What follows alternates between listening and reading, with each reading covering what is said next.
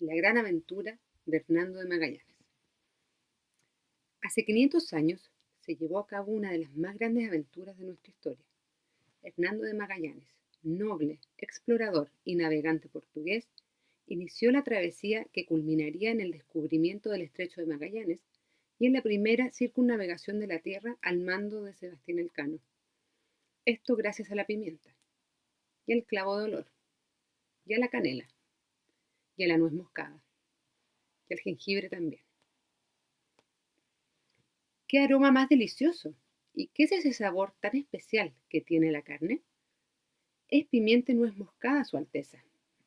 Estas realzan el sabor de las comidas y ayudan a conservar mejor las carnes. ¡Qué perfume más agradable! Y estas telas con sus colores son asombrosas.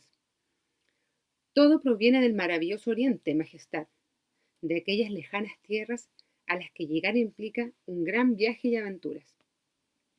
Se creaba así el mito de las maravillas de Oriente.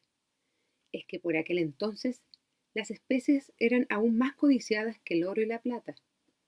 Los viajes de descubrimiento y exploración europeos tenían dentro de sus objetivos llegar a las lejanas tierras de Oriente para establecer su hegemonía y crear rutas comerciales.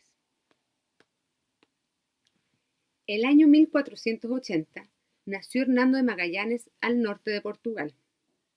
Creció entusiasmado por las aventuras y destinos de los viajes de descubrimiento portugueses.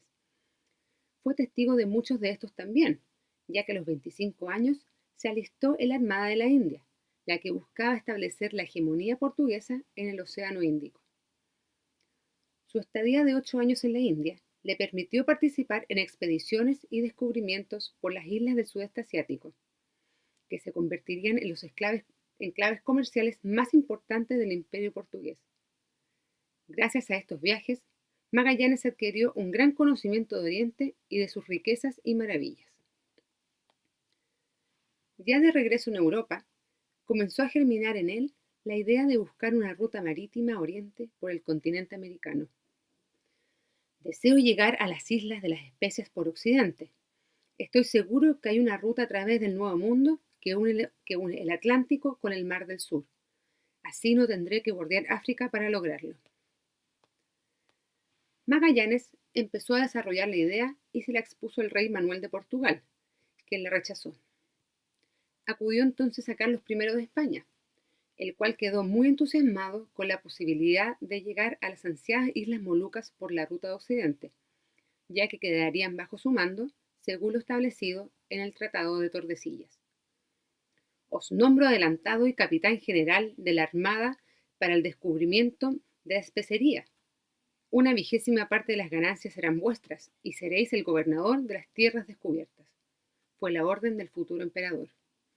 Yo os armaré con 5 naves, tripulación y equipamiento para tan largo viaje. Las capitulaciones se firmaron el 22 de marzo de 1518 en Valladolid. Nacía así la Armada de Molucas. Comenzaron entonces los lentos y engorrosos preparativos del viaje, el que se inició finalmente el 20 de septiembre de 1519 desde Sanlúcar de Barrameda. Las naves Trinidad, San Antonio, Concepción, Victoria y Santiago, y una tripulación de 265 personas, partían así muy cargadas de provisiones a una aventura desconocida. Llegaron a las costas de Brasil el 30 de noviembre de 1519, donde se maravillaron con las frutas que probaron y los animales que vieron, como los papagayos y los jaguares. Siguieron rumbo hacia el sur, pasando por el estuario del Río de la Plata y recalando finalmente en la bahía de San Julián, a fines de marzo. El invierno que se avecinaba no parecía muy favorable. Esta bahía es un buen lugar para invernar. Esperaremos acá que mejore el clima antes de continuar nuestra aventura, le comunicó Magallanes a la tripulación. Estuvieron alrededor de 5 meses en la bahía de San Julián, y fue ahí donde se produjeron los primeros encuentros con los indígenas, a los que Magallanes llamó patagones. Mirad a aquellos hombres, son altísimos, deben ser gigantes, exclamaron los europeos muy sorprendidos con su altura. ¿Y qué animales más particulares?, comentaron mientras observaban a los guanacos y a las avestruces patagónicas, fauna típica del extremo sur. Sin embargo, este fue el momento más severo del viaje. Se enfrentaron a motines y hambrunas. Además, la nave Santiago naufragó en una de sus expediciones de reconocimiento. Fue un invierno muy duro, pero las ilusiones del capitán seguían intactas. Hemos sufrido un muy duro invierno, y nuestros propios hombres se han rebelado y perdimos una de nuestras naves. Sin embargo, es momento de reanudar nuestra expedición, dijo Magallanes a sus hombres cuando las condiciones climáticas empezaron a mejorar.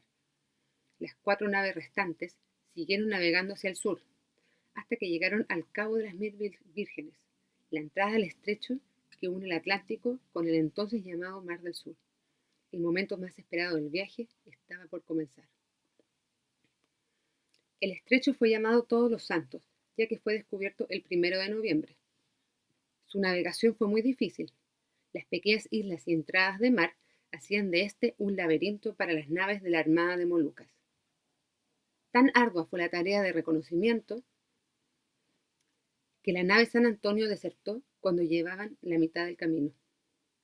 Las 3 naves restantes siguieron navegando hasta que finalmente, el 28 de noviembre de 1520, salieron a las aguas calmas del Mar del Sur, que desde entonces se llamó Océano Pacífico. La ruta oriente estaba así abierta. Sin embargo, el viaje por el Pacífico fue de unas condiciones miserables. Durante 3 meses no avistaron tierra y ya no tenían agua ni comida fresca. Las galletas se hacían polvo y los tripulantes acabaron peleando por comerse las ratas que venían en las naves. Finalmente, el 6 de marzo de 1521, llegaron a la isla de los Ladrones, donde pudieron reponerse de tan desolador viaje. Las islas de las Especias estaban así cada vez más cerca. Pero Magallanes no pudo ver realizado su sueño de llegar a las Islas Molucas, ya que murió en un enfrentamiento con los nativos de la isla Mactán, del archipiélago de las Filipinas. Eran 49 españoles contra 1500 guerreros bajo el mando de Lapu Lapu. Magallanes fue herido en la pierna con una flecha envenenada y luego acabado con diversas armas por un grupo de indígenas. Sebastián Elcano tomó el mando de la tripulación, que tuvo como misión llegar a las ansiadas Islas de las Especias para luego retornar a España. Debemos incendiar la nave Concepción porque ya es muy poca la gente que queda. Muchos han perecido durante el viaje y la fuerza para continuar está extinguiéndose. Solo nos empuja a seguir la esperanza de volver a casa, dijo Elcano a los hombres que aún continuaban con vida. Aún así, quedaron maravillados con las riquezas de las islas que iban recorriendo. Perlas del tamaño de huevos de gallinas, elefantes domados, porcelana y muchas joyas impresionaron a la tripulación. Finalmente, llegaron a las ansiadas Molucas, las Islas de las Especias. Pudieron ver con sus propios ojos los árboles de clavo de olor y nuez moscada, que crecían solamente en aquellas tierras. Pero una vez que cargaron las naves con las apetecidas especias, la nave Trinidad comenzó a hacer agua, por lo que debieron abandonarla. Así, solo la nave Victoria pudo continuar el viaje de regreso a España bajo el mando de Sebastián Elcano, quien prefirió retornar atravesando el Océano Índico y bordeando África por rutas portuguesas ya conocidas. El 6 de septiembre de 1522, solo 18 hombres y una nave regresaban a España luego de más de 3 años de viaje y navegación. Sebastián Elcano se convertía así en el primer hombre en dar la vuelta al mundo, continuando el viaje iniciado por Magallanes y probando de esta manera la redondez de la Tierra y entregando el dominio de las Islas Molucas a España. Sin embargo, fue la empresa de Magallanes la que pasó a la historia, al descubrir el ansiado paso al Mar del Sur a través del famoso estrecho que lleva hoy su nombre.